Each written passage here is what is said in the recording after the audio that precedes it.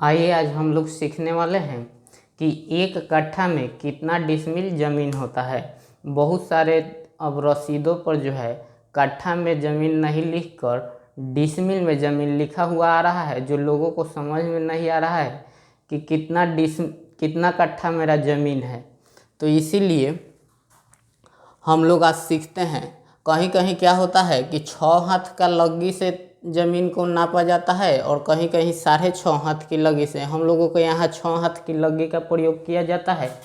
इसलिए एक लग्गी बराबर अगर 6 हाथ की लग्गी है तो एक हाथ में 1.5 फीट होता है।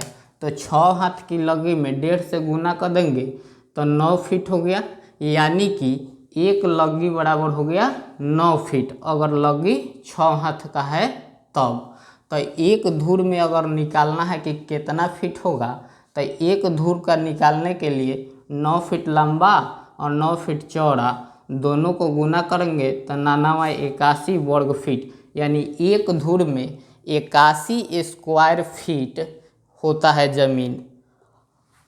अब इसको कट्ठा में निकालना है कि एक कट्ठा में कितना होगा। तो चूंकि एक कट्ठा में हम लोग जानते हैं कि 20 धुर होता है, तो 81 में 20 से गुना कर देंगे तो 1620 वर्ग फीट, यानी एक कट्ठा में 1620 वर्ग फीट होता है। अब हमको एक डिसमिल में, चूँकि एक डिसमिल में 435.6 वर्ग फीट ज़मीन होता है। एक डिसमिल में 435.6 स्क्वायर फीट कह सकते हैं कि ज़मीन होता है, और एक कट्ठा में 1620 वर्ग फीट ज़मीन होता है। तो एक कट्ठा बराबर निकालना है तो 1620 और 435.6 से भाग दे देंगे 1620 में, तो हमें एक कट्ठा बराबर 3.71 डिसमिल ज़मीन आ जाएगा।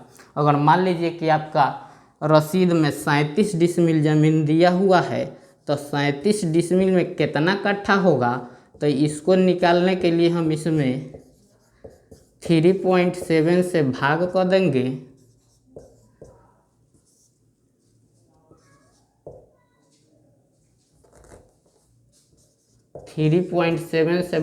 देंगे। तो हमें यहाँ 10 कट्ठा ज़मीन मिल जाएगा। इसी तरह जितना डिसमिल दिया रहे उसमें 3.7 से भाग दे देंगे तो हमें कट्ठा में मान आ जाएगा। अगर यह जानकारी आप लोगों को अच्छा लगा हो तो यह वीडियो जिनको नहीं समझ में आता है उनके पास भेज दीजिए, यह उनको बहुत ही मददगार साबित होगा।